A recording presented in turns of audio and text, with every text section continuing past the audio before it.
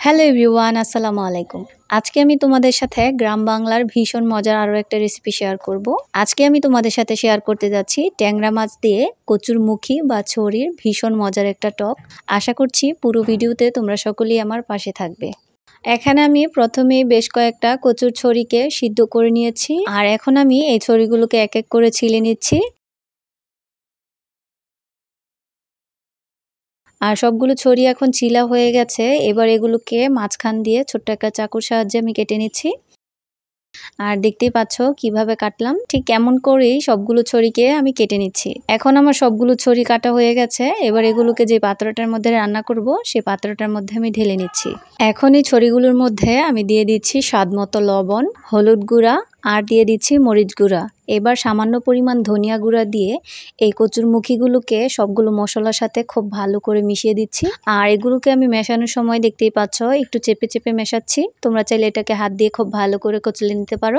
এখনই সবকিছু খুব ভালো করে মেশানো হয়ে গেলে এর মধ্যে আমি পরিমাণ মতো পানি দিয়ে দিচ্ছি। এখানে যে পরিমাণ ঝোল খেতে পছন্দ করো সে পরিমাণে পানি দিবে। আর এখন সবকিছুকে একটা স্প্যাচুলার সাহায্যে আবারও খুব ভালো করে মিশিয়ে দিলাম। এখন এটাকে আমি চুলার উপর বসিয়ে দিয়ে ঢাকনা দিয়ে ঢেকে দিব। আর এখন ঢাকনা দিয়ে ঢেকে এটাকে বেশ অনেকটা সময় জাল করে নিচ্ছি। এবার এটাকে বেশ অনেকটা সময় জাল করার কারণে এর ঝোলটা অনেকটাই কমে গেছে। এখন এর মধ্যে আমি দিয়ে দিচ্ছি কিছু ট্যাংরা মাছ। আর আজকে আমি এখানে ছোট ছোট নদীর ট্যাংরা মাছ ব্যবহার করছি। আর ট্যাংরা মাছগুলোকে দেখতে পাচ্ছ আমি খুব ভালো করে কেটে পরিষ্কার করে ধুয়ে নিয়েছি। এবারের মধ্যে দিয়ে দিচ্ছি একটা পেঁয়াজ বাটা আর সাথে ৩-৪ কোয়া রসুন বাটা। এবারে সবগুলোকে খুব ভালো করে মিশিয়ে দিয়ে আবার আমি ঢাকনা দিয়ে ঢেকে দিব। এবারে এটাকে ঢাকনা দিয়ে ঢেকে আমি 10 থেকে 12 মিনিট আরও জাল করে নিচ্ছি। আর এখন দেখতে পাচ্ছ ঝোলটা একেবারে অনেকটা ঘন হয়ে গেছে। এবারের মধ্যে আমি দিয়ে দিচ্ছি একটা তেঁতুল। আর এই তেঁতুলটাকে আমি বেশ অনেকটা সময় আগেই পানির মধ্যে ভিজিয়ে রেখেছিলাম। এখন এর মধ্যে দিয়ে দিচ্ছি কয়েকটা কাঁচামরিচ আর অল্প কিছু ধনেপাতা কুচি। এবার আবারও এগুলোকে খুব ভালো করে একটু মিক্স করে ঢাকনা দিয়ে ঢেকে দিচ্ছি।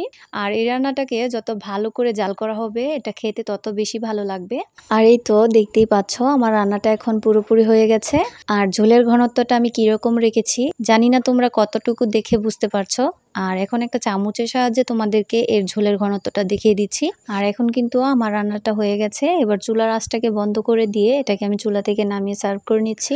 এখন এই টকটাকে আমি ছোট একটা বাটিতে সার্ভ করে নিচ্ছি। আর তোমরা দেখতেই পাচ্ছ টকটা দেখতে কি রকম সুন্দর লাগছে। আর আমার কাছে গরম গরম ভাতের সাথে এই কচুর ছড়ির টকটা খেতে ভীষণ ভালো লাগে।